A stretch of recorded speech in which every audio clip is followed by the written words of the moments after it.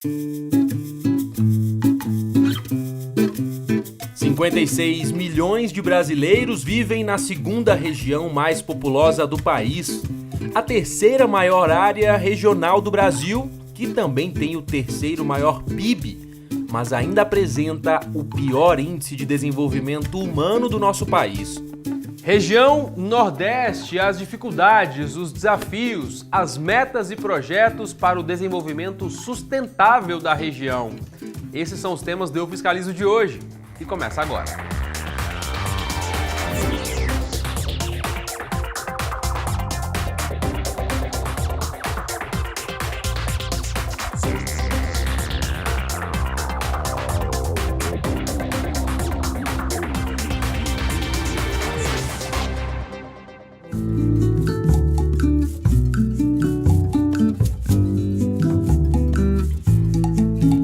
Um pedaço do país com tantos atrativos turísticos, uma diversidade cultural que chama a atenção do mundo inteiro, uma gente trabalhadora, criativa, uma infinidade de recursos naturais e potencial para os mais diversos ramos da economia. Mas com todas essas vantagens, por que será que o Nordeste ainda carrega imagens e números tão negativos quando olhamos os panoramas sociais e econômicos da região? Veja alguns contrastes. Apesar de concentrar 28% da população nacional, o Nordeste é responsável por apenas 13% do nosso PIB. Os índices de desenvolvimento humano apresentam resultados inferiores à média nacional, que hoje é de 0,727. A renda per capita na região mostra a disparidade em relação ao restante do país. Enquanto a média nacional é de R$ 793 por mês, no Nordeste, essa renda cai para R$ 472 por habitante. Nós temos um potencial energético no Nordeste que nenhum pedaço do Brasil tem. Uma fronteira do turismo gigantesca, na área industrial, na área mineral. Precisamos falar do que nós podemos ser, não é? Para que nós não sejamos, vamos dizer assim, a região problema, exportadores de mão de obra barata para as outras regiões. São muitos recursos que vêm para o Nordeste, mas ninguém acha onde ele foi aplicado. Exatamente porque não teve um planejamento, não teve um projeto de dizer assim, não foi aplicado aqui. Então, com planejamento, aí nós podemos ter e identificar aonde esses recursos foram aplicados e procurar saber os resultados desse planejamento. Preocupado justamente com o desenvolvimento da região, o TCU, em 2015, começou a construir um panorama geral sobre a região Nordeste. O objetivo é permitir o acompanhamento das políticas públicas e das ações governamentais para superar desafios do desenvolvimento sustentável do Nordeste num horizonte de longo prazo. O TCU identificou 181 questões cruciais para o desenvolvimento da região, agrupadas de acordo com os ODS, que são os Objetivos de Desenvolvimento Sustentável da ONU. Esses desafios se distribuem nas seguintes áreas: redução das desigualdades, vida sobre a terra, erradicação da fome, erradicação da pobreza, energias renováveis, saúde de qualidade, água limpa e saneamento, educação de qualidade, cidades e comunidades sustentáveis, empregos dignos e crescimento econômico, paz e justiça e instituições eficazes, e inovação e infraestrutura. Além disso, o TCU alertou para a falta de planejamento dos governos estaduais para o longo prazo, além da dependência dos repasses de verbas federais. O que nós esperamos é apresentar uma imagem do Nordeste para todos os 9 governadores, para que eles possam, conhecendo, eu sei que eles conhecem os seus estados, mas diante do trabalho que o tribunal fez, de prospecção da situação de cada estado, eles possam fazer um planejamento. Com dados e panoramas em mãos, ministros do TCU e os 9 governadores da região Nordeste se reuniram em junho em Fortaleza para que fossem traçadas estratégias de longo prazo, buscando maneiras de superar paradigmas e conceitos antigos que sempre deixaram o Nordeste em grau de desvantagem quando comparado a outras regiões do país. A economia nordestina, o PIB nordestino em 2013 foi mais forte do que a soma de Uruguai, Paraguai, Bolívia, Equador, mais Cuba e outros mais. Em 2013, a nossa economia foi maior do que a da Grécia e de outros países, quase próximo da África do Sul. Então, a ideia deste encontro nosso foi que nós fizéssemos um discurso único para o que é que nós precisamos para deixar de ser 13,6% do PIB e 28% da população. Por que é que nós não somos uma solução? No próximo bloco, vamos começar o nosso passeio virtual pela região Nordeste e fazer aqui um raio-x completo, incluindo entrevistas com os governadores de cada um desses estados. A gente volta já já.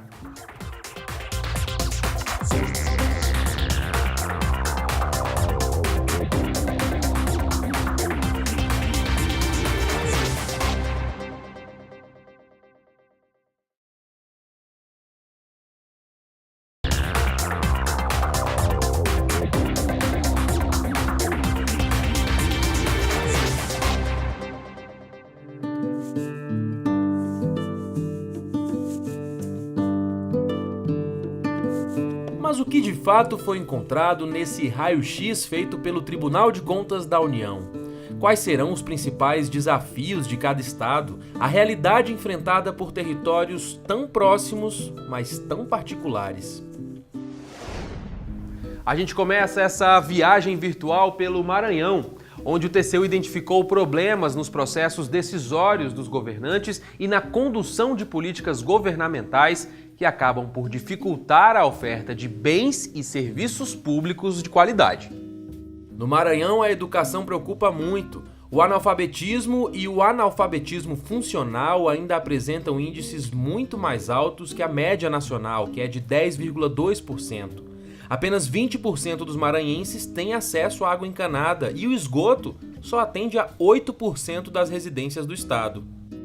O Maranhão possui a menor renda per capita do Brasil, correspondente a menos da metade da média nacional.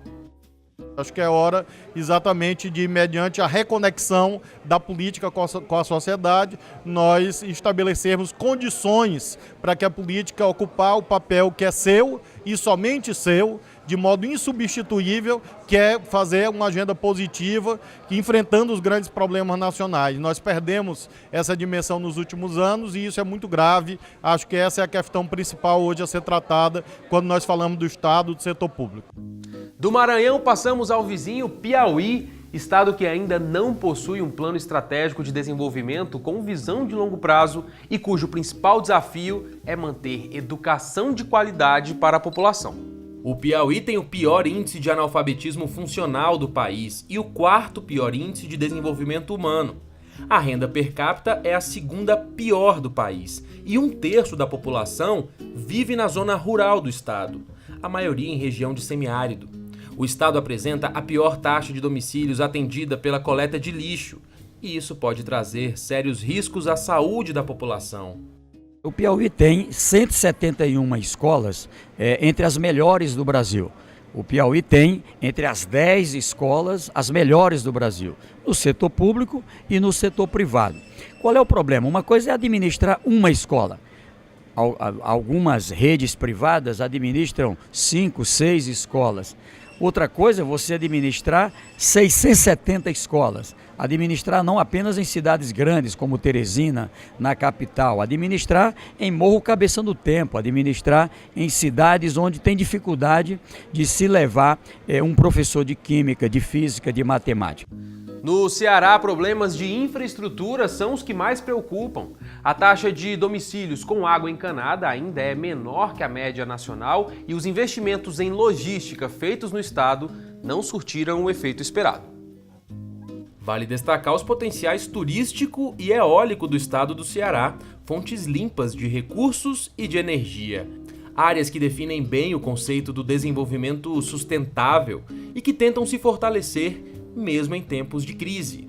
A capital, Fortaleza, é a cidade com o maior PIB do Nordeste, mas a maior parte da população do estado vive no interior, onde predomina a seca e a vegetação de caatinga, o que leva o Ceará a ter uma renda per capita de R$ 460, menor que a média da região Nordeste.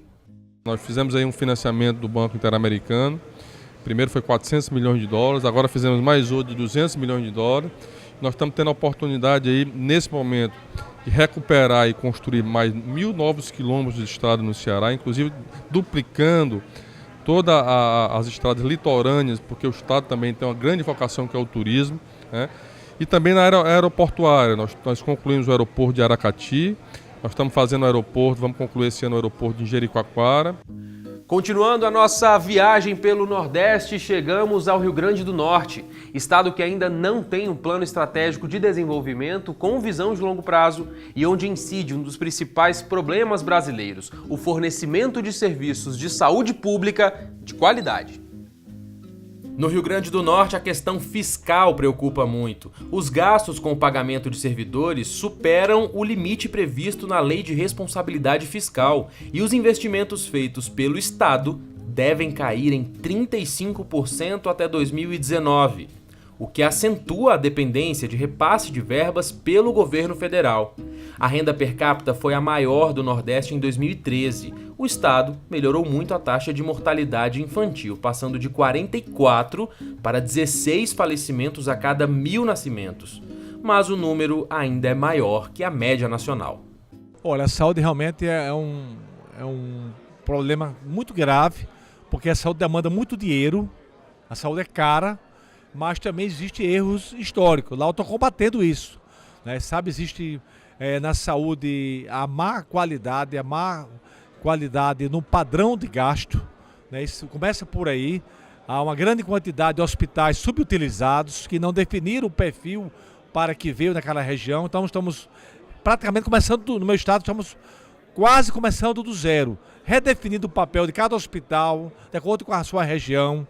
O que é que ele vai oferecer àquela região, né? Definir, por exemplo, qual a maior prioridade. É trauma, então vamos fortalecer a trauma. E aí você tratar a saúde pública de acordo com o dia a dia, com o cotidiano da saúde.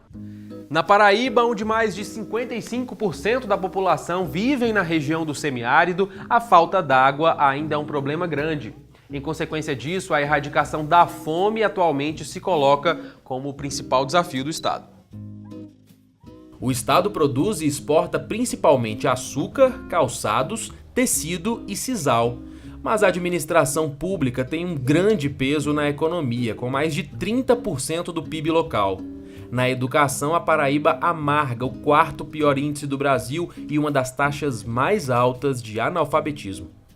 A Paraíba tem uma das maiores redes, se não a maior, proporcionalmente falando, a maior rede hospitalar pertencente ao estado. Está lá na Paraíba. Nós ampliamos em 1.200 leitos em 5 anos. Tripliquei o número de leitos de UTI, que é um leito caro, né? E ao mesmo tempo nós temos a menor per capita do SUS. No próximo bloco, vamos continuar o nosso raio-x pelos estados do Nordeste. Quais serão os principais desafios de Pernambuco, Alagoas, Sergipe e Bahia para o desenvolvimento sustentável da região? Eu te conto já já.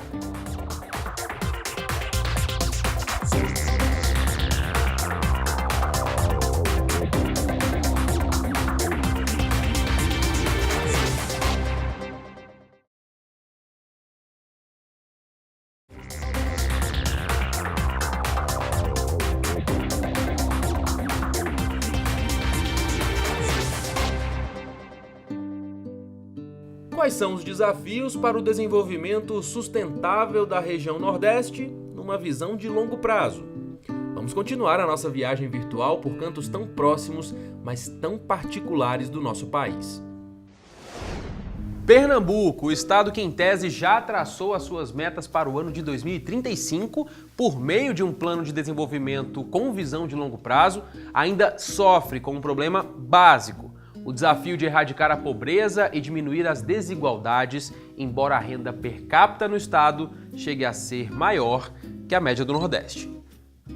O estado abriga o Porto Digital, que é conhecido como o maior parque tecnológico do país, com avanços significativos em produção de softwares. São mais de 200 empresas e 6.000 empregos. Apesar de ter universidades e faculdades classificadas como as melhores do Brasil, em Pernambuco, 15% dos domicílios ainda não têm água encanada e a taxa de analfabetismo ainda chega aos 19%. A crise afeta principalmente em virtude do desemprego.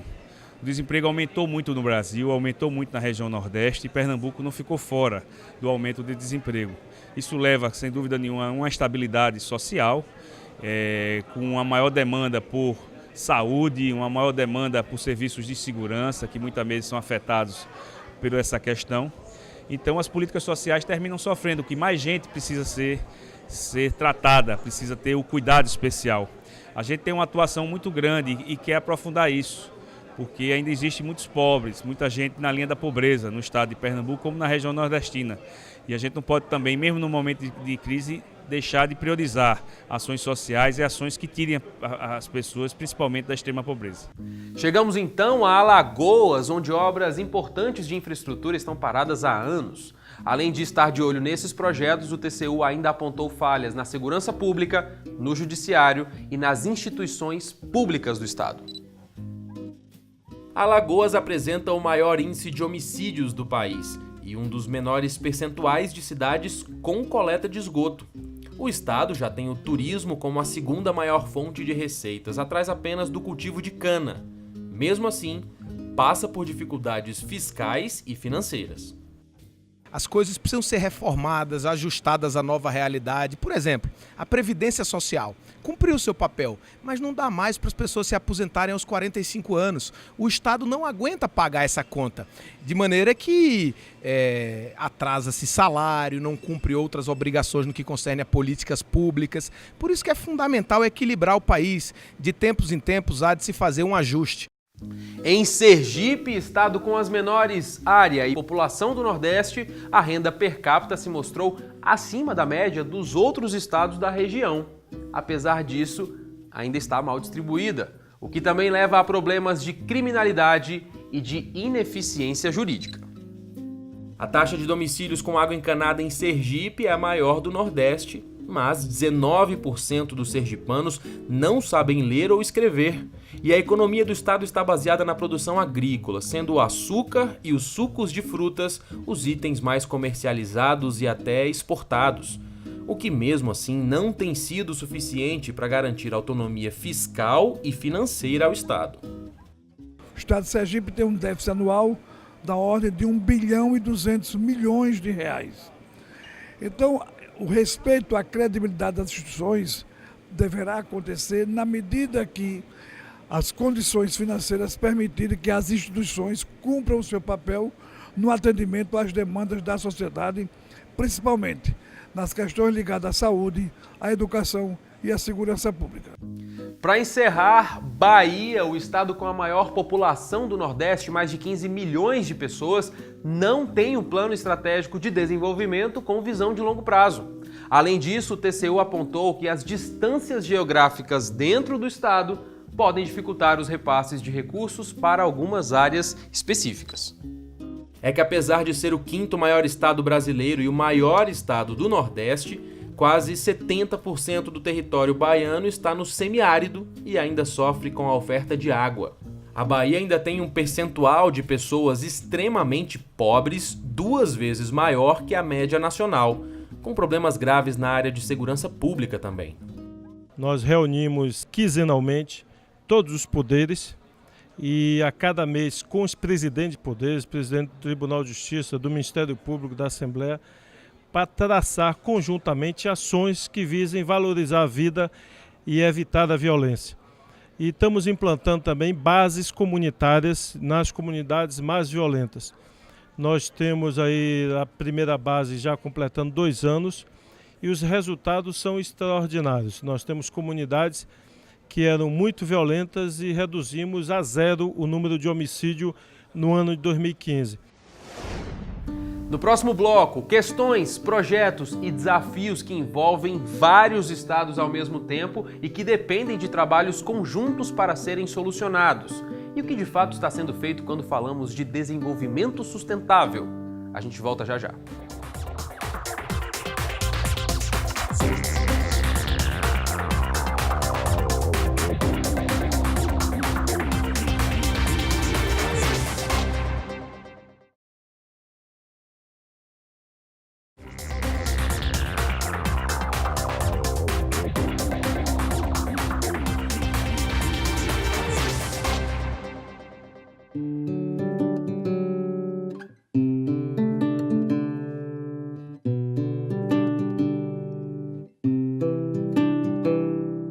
Depois de passar pelos 9 estados do Nordeste, uma pergunta: como desenvolver projetos que às vezes passam por 2, 3, 4 estados para que possam ser concluídos? Como se basear nos bons exemplos e deixar de lado ideias antigas que ainda retardam o desenvolvimento da região? Quando falamos em Nordeste, uma imagem imediatamente vem à cabeça: a da seca. E não é para menos, uma vez que 40% dos nordestinos vivem na região do semiárido.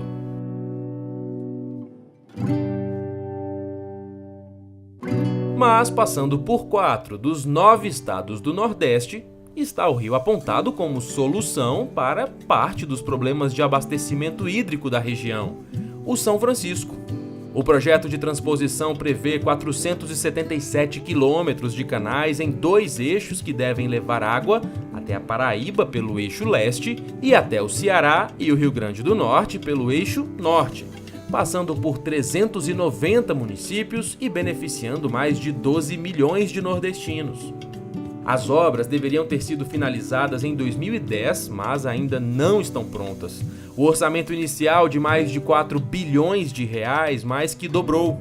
O TCU já fez alertas quanto a irregularidades em projetos, orçamentos e licitações. E o principal alerta dado desde o início dos debates sobre a transposição tem sido ignorado: a revitalização do Velho Chico. É necessário também uma política de meio ambiente de forma global na região, não somente eventual. Ou seja, preservar as áreas de reserva, fortalecer um ecodesenvolvimento, ecologia com desenvolvimento, ou seja, o chamado desenvolvimento sustentável. E se nós não tivermos alguns princípios nesse sentido, não adianta ficar só na expectativa da chuva. São muitos os sinais de alerta. Um dos maiores rios da América do Sul, antes quase que inteiramente navegável, hoje tem apenas 2 pontos navegáveis onde as grandes embarcações podem passar. Sinal de assoreamento e de diminuição de vazão. O Centro Nacional de Pesquisa Atmosférica do Colorado, nos Estados Unidos, avaliou que o Velho Chico perdeu mais de 35% do seu volume de água, isso nos últimos 50 anos. Para completar, algumas áreas do Nordeste por onde passa o São Francisco convivem com uma crise hídrica sem precedentes e em certas localidades não chove há mais de 5 anos, o que aumenta a perda de água por evaporação. O rio ele ficava 8 meses aqui, aí 4 meses, quando chovia nas cabeceiras do rio, o pessoal da Cheste baixava um pouco, né? As águas para receber água nova. Com medo de dar uma enchente grande, aí eles baixavam. Mas quando terminava, voltava ao normal. Sempre era assim, como todo ano, todo ano. Aí de 5 anos para trás não aconteceu mais isso. Baixou e foi baixando, baixando. Não houve mais chuva lá na cabeceira do rio. Pá. A ilha era coberta. Sempre era coberta. Aquelas ilhas lá é que é longe, lá dá mais de 100 metros. O rio de onde ele chegava para onde ele está hoje. Construímos aqui para fazer um dique para nós fazer a despesca aí. Se um dia o rio voltar ao normal, aí nós vamos concluir. Por isso, mais importante que a transposição do rio é a revitalização do Velho Chico, uma questão que o TCU vem acompanhando. O foco dos últimos monitoramentos foi nas ações de recuperação e de controle de erosões. O TCU identificou a ausência de coordenação nas iniciativas de recuperação e de controle de processos erosivos, bem como baixo volume de investimento nas ações de revitalização, insuficientes para reverter o grau de degradação de toda a bacia. Enquanto não tivermos um mapa sobre a situação clara do Brasil na área ambiental, especialmente focando água e solo, nós não teremos capacidade de ter uma política hídrica no país, porque não sabemos nem conservar o solo que temos e nem temos um mapeamento da água adequadamente no país. Portanto, é necessário ter essa integração para que possamos ter uma política hídrica, seja no Nordeste, em qualquer parte da nação e qualquer parte do planeta. Seguindo a linha de deixar antigos paradigmas de lado e olhar para o futuro, alguns projetos e iniciativas ganham destaque Nordeste afora, mudam índices e indicadores e conseguem mostrar que é possível. O turismo, uma fonte de investimentos e de geração de empregos extremamente limpa e lucrativa, tem se mostrado eficaz. O que já acontece na Bahia, no Ceará e no Rio Grande do Norte, por exemplo, estados em que se previu a concessão e ampliação dos aeroportos para que recebam mais e melhor os turistas. Pernambuco e Paraíba investem em logística e em produção tecnológica, ampliando parques de produção e portos. Maranhão, Piauí e Bahia uniram-se a fim de tentar dar mais estrutura logística e de escoamento às grandes produções agrícolas que sustentam a economia nas áreas de cerrado desses estados. Juntos, eles já colhem mais de 15 milhões de toneladas de grãos por ano, sem falar nas dezenas de projetos desenvolvidos em cada estado e que pouco a pouco começam a fazer a diferença nos indicadores regionais. Olha, o Nordeste precisa muito do desenvolvimento sustentável. Por exemplo, o turismo. O turismo é uma indústria limpa, que não polui, não tem fumaça. Mas para que ela floresça, cresça, se desenvolva, é importante que nós tenhamos esgotamento sanitário, que nós tenhamos um bom acondicionamento do lixo sólido, dos resíduos sólidos. Nós temos aí um longo caminho aí, e esse momento aqui no Tribunal de Contas, organiza esse diálogo com o Tribunal de Contas, é o momento da gente fazer uma avaliação das políticas e poder buscar alternativas e buscar planejar as ações futuras dos estados e principalmente da região Nordeste. Foi para isso que o TCU veio até aqui, não é? Para mostrar que nós não somos só fiscais atrás de quem errou. Nós queremos ser parceiros de quem quer acertar, de quem quer formular, de quem quer construir um Brasil melhor.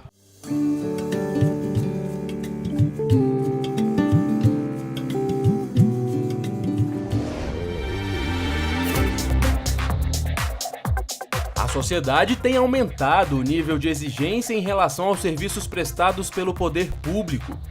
Mas qual o atual cenário do serviço público? Quais são os principais desafios da gestão de pessoas no setor público? Quais são os pontos críticos?